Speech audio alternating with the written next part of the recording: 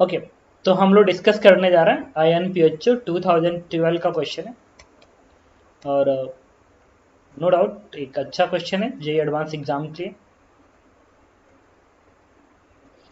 ठीक है,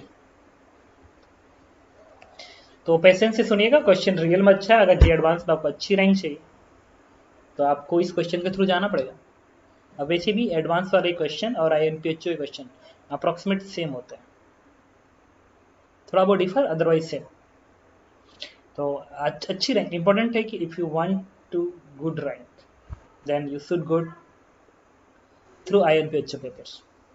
तो मैं इसका 2012 का पेपर अटेम्प्ट कर रहा हूँ। देखिए, ये क्वेश्चन है, बच्चे ने पूछा है तो बता रहा हूँ, अदरवाइज नहीं बताता। देखो, क्वेश्चन में रीड करूँ और आप देखिए। कह रहा है कि अ फिगर, ये जो फिगर है, figure shows a mechanical system free of any dissipation. The two sphere A and B each of equal mass m and uniform connecting rod AB of length 2r and mass 4m. The color is massless. The right above the position of sphere A in figure 1 is tunnels. देखो, ये sphere ए है, ये sphere B है, और ये जो rod है ना, रॉड, इस रॉड का लेंथ है 2r के बराबर और मास है 4m के बराबर। अब देखिए अगली लाइन, कह रहा है a tunnel figure one is a tunnel from which the ball each of mass m fall vertically at a suitable interval. यहां से एक सुटेबल इंटरवल के बाद यहां से बॉल निकल रहा है। The falling ball cause the rod and attached sphere to rotate. ये बॉल जब इससे टकरा रहा है तो ये इस एक्सिस के अबाउट ऐसे रोटेट कर रहा है। ये जो एक्सिस है ना, इसके अबाउट ये पूरा ऐसे घूम रहा है। ये रॉड है तो ऐसे घूम रहा है। अब इधर से टक्कर मारेगा तो ऐसे घूमेगा ना, ये ऐसे घूमेगा। The falling ball caused the rod and attached sphere to rotate. Sphere B when it reaches the position now occupied by sphere A. उसके बाद क्या होता है, ये वापिस यहाँ आता है। जब बी यहाँ आता है तब तक फिर इसे टक्कर मारता है। फिर ये यहाँ पे बी यहाँ पे, ए यहाँ पे, मतलब हर हाफ चक्कर के बाद ये बॉल उसको ठोकर मार रहा है। अच्छा, ऊपर से जब बॉल गिर रहा है उसका इंटरवल जरूरी नहीं कि हर बार पहले और दूसरे बॉल के इंटरवल वही हो जो दूसरे तीसरे का, बिल्कुल नहीं। बाद इंटरवल कम होता जाएगा क्योंकि बाद में एंगुलर स्पीड बढ़ती जाएगी, तो वहां का स्पीड भी धीरे धीरे स्पीड करा दो बॉल की टक्कर का जो इंटरवल होगा वो भी कम होता जाएगा। ठीक है, नहीं तो टक्कर ही नहीं होगा। मतलब जितने टाइम में ये बॉल यहां से यहां पाएगा उतने टाइम में इसको यहां से यहां तक जाना पड़ेगा।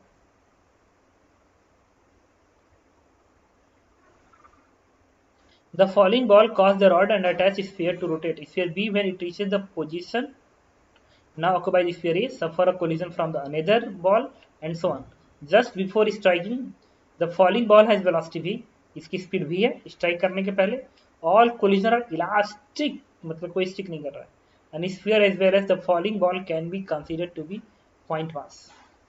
तो ये पार्ट कह रहा है find the angular velocity of omega I1 plus I+1 of the assembly in terms of omega I, B and R after ith ball has struck it.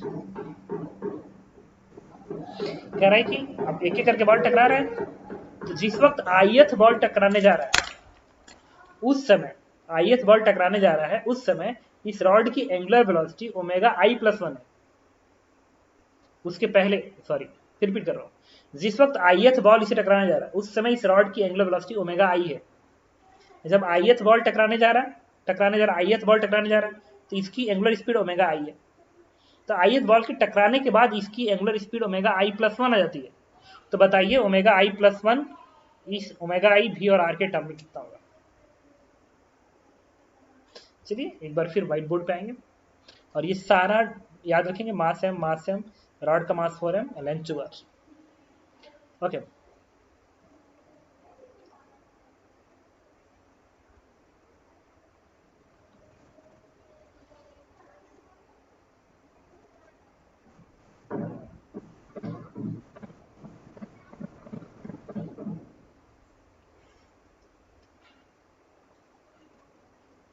Okay, अब हम लोग डिस्कस कर रहे हैं आयन पेचो 2012 क्वेश्चन नंबर 1। तो देखिए, ये कैसे रॉड बन रहा है, मास एम, और ये एक्सिस है। इस रॉड का मास 4m है, लेंथ 2r है, और टक्कर के पहले ith टक्कर की बात कर रहा है। ith टक्कर के जस्ट पहले इसकी एंगुलर वेलोसिटी ओमेगा आई है, और ये पार्टिकल जिसका मास है मैं v स्पीड से इससे टक्कर करने जा रहा है। तो टक्कर के बाद इसकी angular velocity omega I plus 1 हो जाता है, क्योंकि एक बार टक्कर हो गया, उसके बाद जब ये वापिस यहां पाएगा तब नहीं टक्कर मारेगा। अच्छा, टक्कर के बाद और इसकी स्पीड चेंज हो जाएगी टक्कर के जस्ट बाद, v1 हो जाती है। तो हम लोग क्या करेंगे, इसके अबाउट एंगुलर मोमेंटम कंजर्वेशन लगाएंगे सिस्टम का, और फिर कोफिशिएंट ऑफ रेस्टिट्यूशन की क्वेश्चन लिख देंगे, आंसर आ जाएगा। तो इसके अबाउट एंगुलर मोमेंटम, ये सिस्टम इनिशियल है ith टक्कर के जस्ट पहले, और ये ith टक्कर के जस्ट बाद का कंडीशन।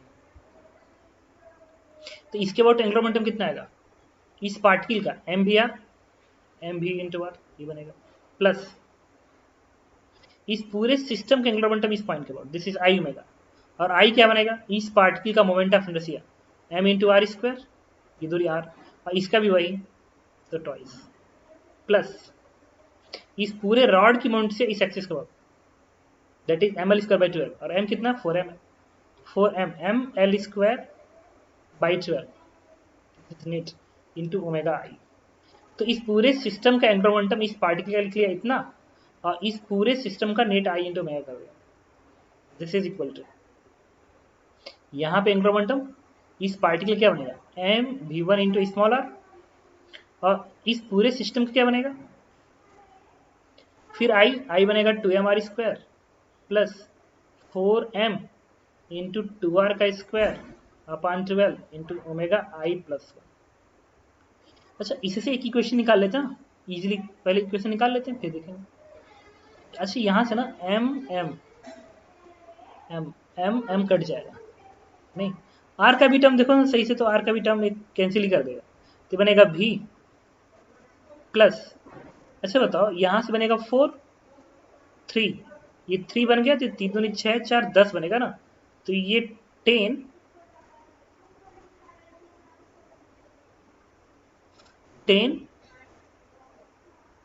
आर इंटू ओमेगा आई बनेगा बाई 3, नहीं बनेगा, देखो 4 3 12, 3 दूनी 6 4 10, 10 बाई 3 ओमेगा आई। यहाँ से क्या बनेगा v1 प्लस, और यहाँ से तो ये टर्म यही आएगा 10/3 R into omega I, but I plus 1 बनेगा, दिस इज इक्वेशन नंबर 1। और अगला इक्वेशन क्या लिखोगे, ई का, तो वेलोसिटी ऑफ अप्रोच क्या होगा, v माइनस आर ओमेगा, इसकी वेलोसिटी आर ओमेगा होगी ना, अगर इधर आर है ओमेगा से नंबर है तो वेलोसिटी आर ओमेगा होगी इसकी। यहाँ पे वेलोसिटी अप्रोच क्या बनेगा, v माइनस दिस, तो v minus R into omega I, और यहाँ पे इसकी वेलोसिटी क्या होगी, R into omega I plus 1। तो यहाँ पे वेलोसिटी ऑफ सेपरेशन क्या आएगा, इसमें से ये घटा दीजिए, तो बनेगा R omega I plus 1 minus V one. अच्छा, यहाँ से जो v1 आएगा उसको उठा के यहाँ पर रख दीजिए, तो इस v1 की वैल्यू क्या आएगी, यहाँ से v1 की वैल्यू आएगी, इसको इधर भेजो बाकी को इधर भेज दो, तो बनेगा r कॉमन आएगा, तो बनेगा r omega I plus r omega I plus 1, और इस v को मैंने इधर भेज दिया, ये बचेगा, इस v1 को मैंने इधर भेज दिया, बाकी इसको भी इधर भेजा तो प्लस बनेगा, इसको इधर भेजा तो माइनस ही बनेगा। इस v1 को उठा के तुम यहाँ पे रख दो कैलकुलेशन करने के लिए। चलो बाकी ये सारी चीजें मैं हटा रहा हूँ,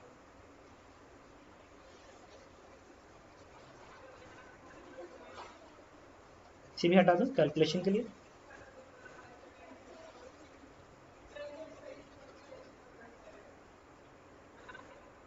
ओके, अच्छा, इस v1 को उठा के यहाँ पर रखोगे तो क्या बनेगा, v प्लस बनेगा 10/3 r ओमेगा आई, और इस v1 की जगह पूरी वैल्यू प्लेस कर दो तो बनेगा r omega I plus r omega I plus 1 minus v, ये पूरा, और ये क्या बनेगा 10/3 r into omega I plus 1, ये बनेगा।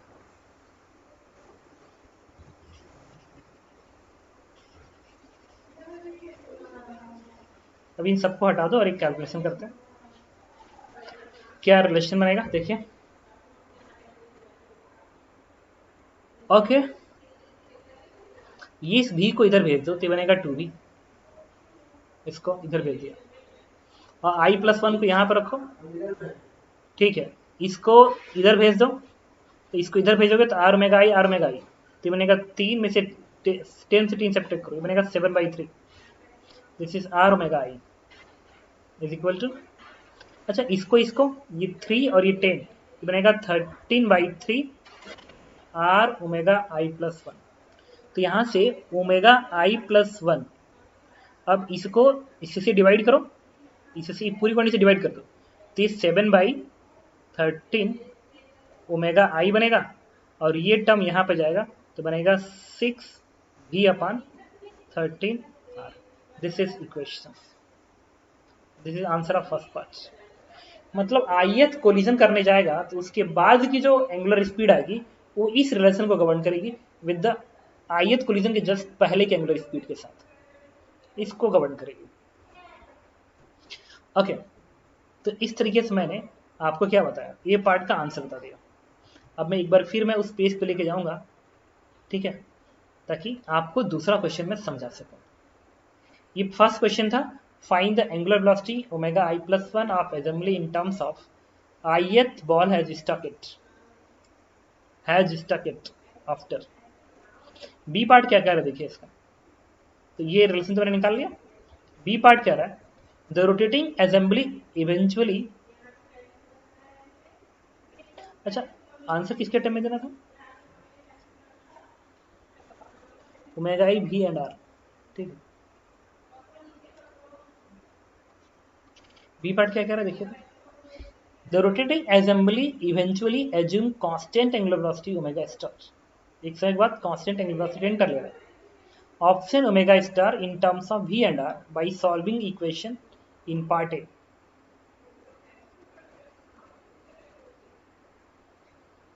Argue how a constant omega star does not violate energy conservation.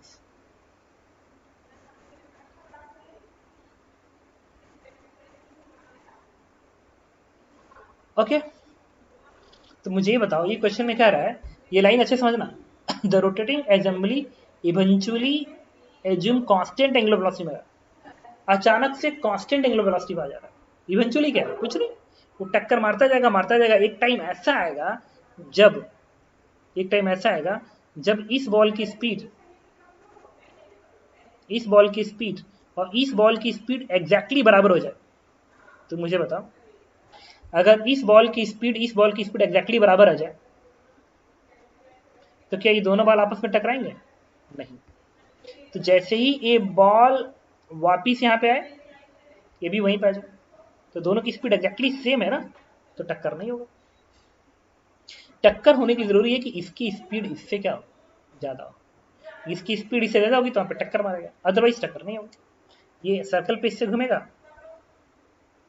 तो जब ये घूम के, ये पॉइंट मासेस है ना, एकदम सिंगल पॉइंट मासेस हैं, तो जब ये बॉल यहाँ पे आएगा और ये बॉल यहाँ पे होगा तो ये स्पीड हर हाल में इससे ज्यादा होना चाहिए ताकि टक्कर मार सके, अदरवाइज नहीं मारेगा। तो जब इससे टक्कर मारते मारते एक टाइम ऐसा आएगा जब इस पूरे सिस्टम की असेंबली की एंगुलर स्पीड वो कितना कर दे स्टार, वो कितना होगा v/r होना चाहिए। अगर इस पार्टिकल की स्पीड v है और ये रेडियस r के बराबर है, तो इस पूरे असेंबली की एंगुलर स्पीड क्या होनी चाहिए, v/r। जब v/r हो जाएगा तो फिर टक्कर बंद हो जाएगा और एंगुलर स्पीड कांस्टेंट हो जाएगी। तो बी पार्ट का उन्होंने आंसर पूछा, तो आंसर इज v/r। और आर्गुमेंट क्या है, वही जो मैं भी बताया कि ये स्पीड अगर इससे ज्यादा है तो टक्कर मारता रहेगा, और जिस वक्त ये स्पीड जस्ट बराबर होने जाएंगे इसकी एंगुलर स्पीड कांस्टेंट हो जाएगी। लेकिन इसमें पता है, इसमें टाइम इनफाइनाइट लग जाएगा। पता है क्यों? क्योंकि एक ऐसा टाइम आएगा जब इसकी स्पीड इससे थोड़ी सी ज़्यादा होगी, इसकी स्पीड थोड़ी सी ज़्यादा होगी, तो फिर स्पीड ट्रांसफर होना, इम्पैक्ट कम लगेगा तो स्पीड ट्रांसफर उतना नहीं पाएगा, तो टाइम ये बहुत ज़्यादा लगेगा। तो भी अपन आ रहा आएगा तो स्पीड कांस्टेंट हो जाएगी। इसका सी पार्ट कह रहा है, solve the expression option in part A option omega I in terms of भी आर और आई अर्थ। मतलब ये जो रॉड है उसकी एंगुलर वेलोसिटी आपको पता करना है इन टर्म्स ऑफ कोलाइडिंग पार्टिकल की स्पीड, सेंटर से दूरी और नंबर ऑफ कोलिजन के टर्म में पता करना है। सी पार्ट, उसके बाद डी पार्ट सॉल्व करता हूँ। ओके, तो मैं आपको व्हाइट बोर्ड पेपर फिर लेके जाना पड़ेगा। अब सारा क्वेश्चन यहीं से सॉल्व होने वाला है, इसी इक्वेशन सॉल्व होने वाला है। तो मैंने क्या किया, इसको हटा दीजिए। अब मुझे इस इक्वेशन को हैंडल करना है। अब ये मैथ का टर्म है और इससे आपको पता करना है। तो मुझे ये बताओ,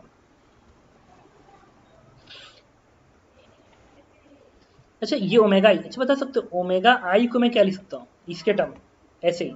तो ओमेगा आई बराबर होना चाहिए, इससे अगर रिप्लेस करोगे तो बनेगा 7/13 ओमेगा आई -1 प्लस 6/13 V/R।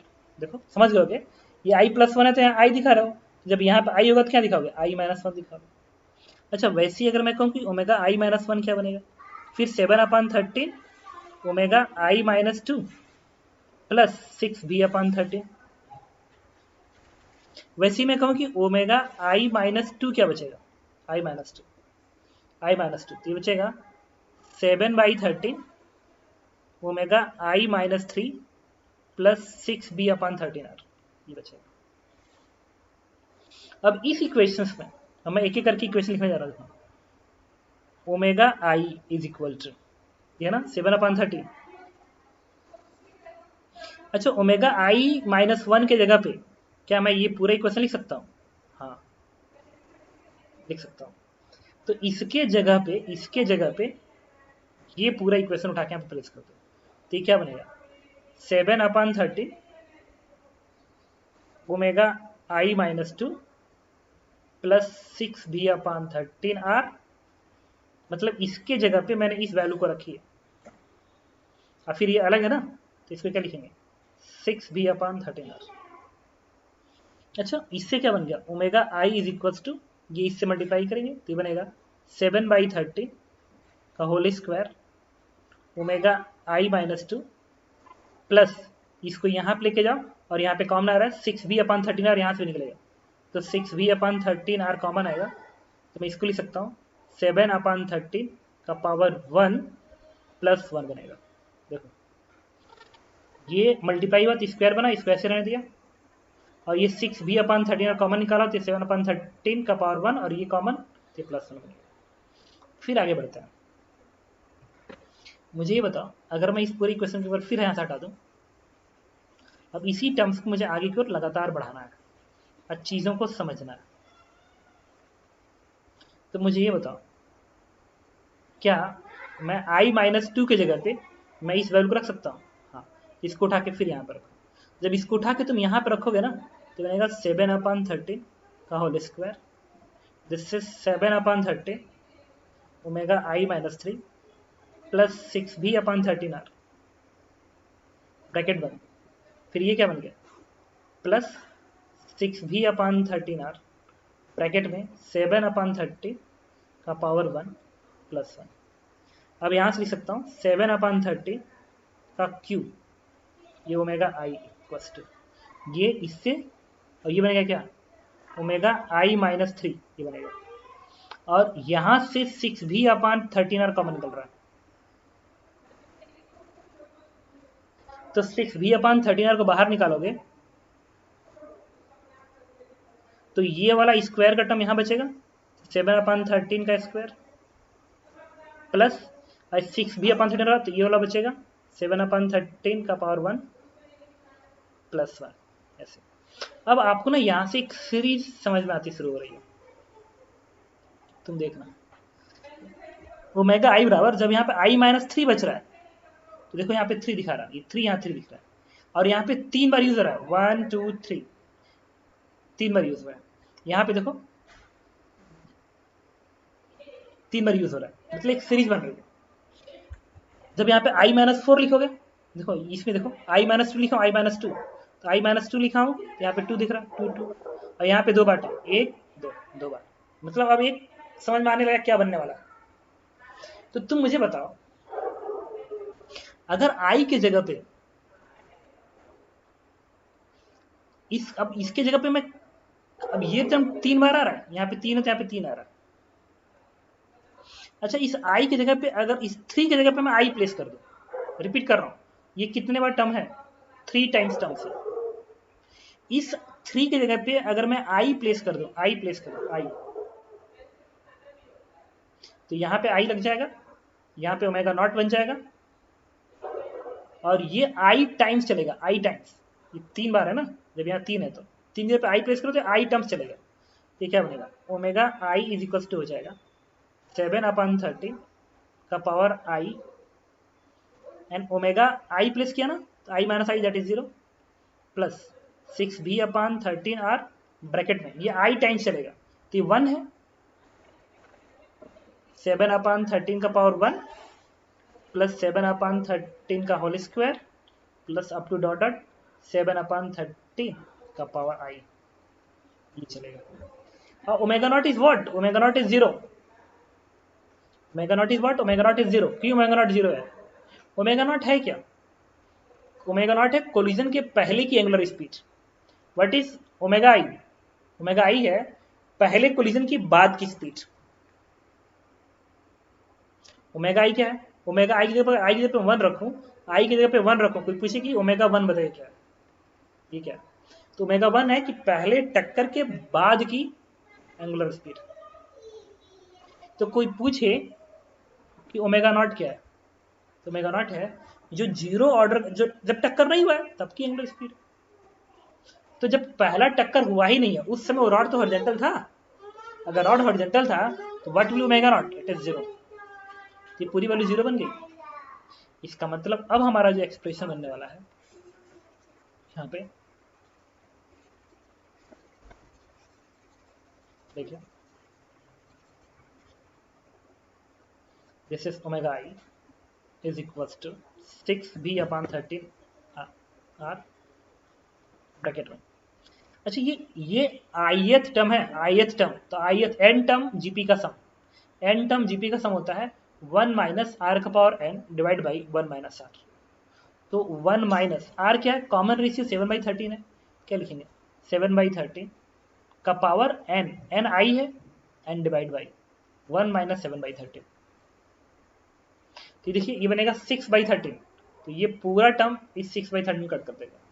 तो कोई पूछे व्हाट इज एंगुलर स्पीड, तो angular speed is v/r bracket में 1 माइनस 7/13 का power I, this one is. अब आपसे कोई पूछे कि 10वें कोलिजन के बाद स्पीड कितनी होगी, यहाँ पे आई के पे 10 प्लेस कर दो, 10 प्लेस कर दो, आ जाएगा। ओके,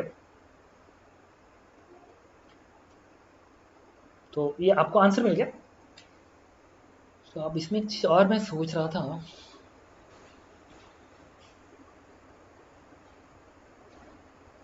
पता है कितने कोलिजन के बाद, अगर पूछो कितने कोलिजन के बाद एंगुलर स्पीड कांस्टेंट होगी, तो यही पता है क्या करना, यही v/r बराबर कर दोगे इसके जगह पे, v/r ना, तो अगर v/r कर दोगे तो इसे कट गया, तो 1 से 1 कट गया, तो ये वैल्यू 0 तब अप्रोच करेगी जब आई की वैल्यू इन्फानाइट अप्रोच करेगी, मतलब नंबर ऑफ कोलिजन इन्फानाइट लगेंगे तब जाके एंगुलर स्पीड v/r रॉड का आएगा।